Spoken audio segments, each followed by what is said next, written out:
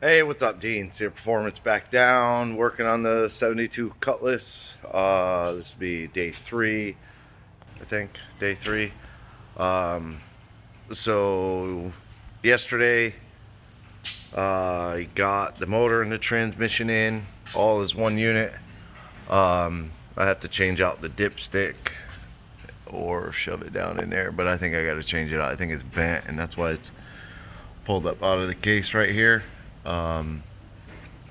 It needs a new grommet anyways, so I'll change that out. Probably use like a braided one or something. But as far as a 4L80 fitting in the old cars, I mean, you can see the motor with these motor mounts. I got them off of like Amazon, so it came with the frame mounts, and I got 2 bolts in the top. The 1 bolt on the bottom does line up. And then it came with the engine brackets. And they're, they're pretty nice. And they work like kind of perfect. I mean, the motor shifted all the way forward on the plates. And it gives me about 3 fingers, so about 2.5 inches behind the passenger side cylinder head. A little bit more on the driver's side cylinder head, which I kind of like because you can get to any kind of grounds. The bell housing bolts are really easy to get to, and it pulls the transmission a little bit forward. The pan is close to the cross member, but it's nowhere near touching. I mean, there's more than an inch of clearance all the way. Oh, it's still a little dirty, which is like super nice. I gotta bolt the converter back in, but the transmission's completely bolted down. Then I made a transmission mount out of like a 1-inch square tube. I basically made like 2 flat plates that, yeah, I know the heads of the bolts are red. That nuts and bolts in the stock location. The nice thing about like this frame, Chevelle frame, stuff like that, they have a lot of holes, like a lot of mounting holes for transmission cross members. So I use the 2 furthest back. The original cross member was these 2 here, so I bumped it back 1 hole because the 4L80 is a lot longer. And then I kind of came across, dropped down, and measured the transmission from the floorboard to the center of the output. It's about 3 inches. And then double checked side to side if it was centered in the car. Plus, the way I built the mount was I built the 2 sides first, and I kind of bolted them in, and then I built the center, measured to the center, put the plate for the transmission mount so that I knew the transmission was center. Even though I measured it off the frame rails, I knew the transmission was centered on the inside the tunnel, basically, or in the car, back in the car. I think I need to do a little bit.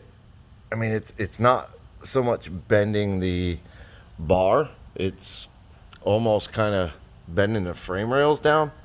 But it's sturdy, has a little bit of wiggle, so I might need to kind of address somehow with a gusset. It's got to drop down for the exhaust though, because that sits here like this, so I want to give enough room for the exhaust to not bump into it and whatnot. But I'll kind of figure that out. And then I measured the drive shaft. I put the yoke inside the transmission. I pulled it out about 3/4 of an inch roughly, and then measured from, for me, I measure center of the U-joint to center of the U-joint, get an overall, and then I cut the drive shaft long, and then I kind of fit it in there. I'll grind the weld off, knock the whole yoke out. I'll cut the shaft down, I'll knock the yoke back in, and I'll dry fit it. So cutting it a little long, made the caps, like with it shoved all the way into the transmission, made the caps like just off the seat in the pinion, like maybe an eighth. So I knew I needed to pull the drive shaft back some. So I cut like another 1/2 inch off of it, and same thing, knocked it in, it fit perfect. So I knocked the yoke back in, I TIG welded it all the way around, and then I completely, which I should have taken a picture of it before, but I forgot. But I don't know why I keep flipping my phone. It was nasty. I mean, it basically looked like the frame rail, like an old drive shaft, you know, looks like the drums. It looked like this, and I completely sanded it completely down to bare metal, wiped it with lacquer thinner real good, and then put like a nice coat of paint on it, because the transmission's gonna look good, the motor's gonna look good. I know there's issues under here. The exhaust is gonna stay with this exhaust. It's not my preference. They are Flowmaster like 40s.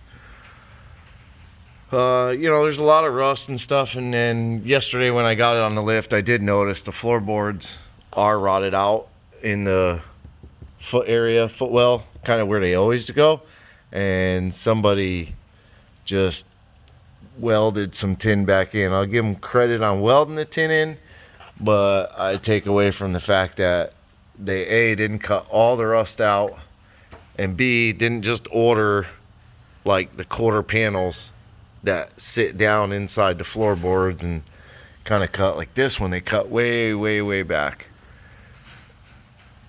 all the way over to the tunnel. You can see all the rat from MIG welding it back in, and then it just didn't fit it very well. It's just a flat piece of tin. Who knows, it could be 1/4 inch plate for all I know. I would have preferred if they had taken and bought the actual floor, the little quarter sections that you can buy, and welded those back in and made them look really nice. But it is what it is. So yeah, I mean, you know, looking from here, the sway bar's got plenty of clearance. It's actually almost bent up, like somebody jacked it up on the sway bar, but no big deal. Just kind of looking at the pitman arm, almost looks like it's coming off. Maybe not. But yeah, I mean, you know, I'm probably gonna end up pulling the motor and transmission back out of the car, and I don't know where this water's coming from. I have no idea where that's coming from, or what it even is. What was I saying? Oh yeah, I'm gonna pull the motor and transmission back out of the car. I'm gonna change the rear gasket and the rear main seal on it. I already did the front cover gasket and the front seal. Those are brand new. And then I'm going to drop it all back in. This will be for tomorrow. I'm gonna drop it all back in as one piece, pull it out as one piece, drop it back in as one piece, and that'll be it. Like tomorrow I'm gonna paint the engine bay, fix a few holes that are on it, firewall that drives me nuts when they don't fix the holes in the firewall. But I'm gonna get all that done, get the motor transmission back in for like a final time. I might try and figure out maybe like a piece of plate or something that kind of runs over, a piece of plate that maybe runs up and kind of ties this lower corner a little farther into this bar, so basically it'll shorten this length, you know, like a gusset. Worst case scenario, I'll have to cut the exhaust back a little bit more and route it farther over, which is fine. I don't mind doing that.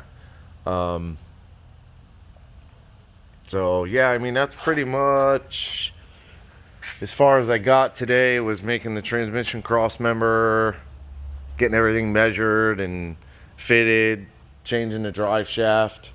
I did get all the old fuel lines out. They were here, the tab here, tab there, went through the frame rail up there and out the front. So they're completely off all the way to the back. I still got to deal with the tank, and then I'll probably end up ripping out like all this old airline for these blown out air shocks. So I will probably end up ripping that out so it's done. I mean, that's kind of the progress on the Cutlass. It's not too late in the day, about 3:30, but I'm gonna kind of call it here for today. I got a lot done today. Oh, it's my hand in your way. I got a lot done today, so I'm pretty happy with that, and maybe I'll go home and hang out with the wife. So for now, thanks for watching. Click the like, subscribe, hit the bell to be notified of new videos, and please do me a favor, leave a comment. Appreciate it.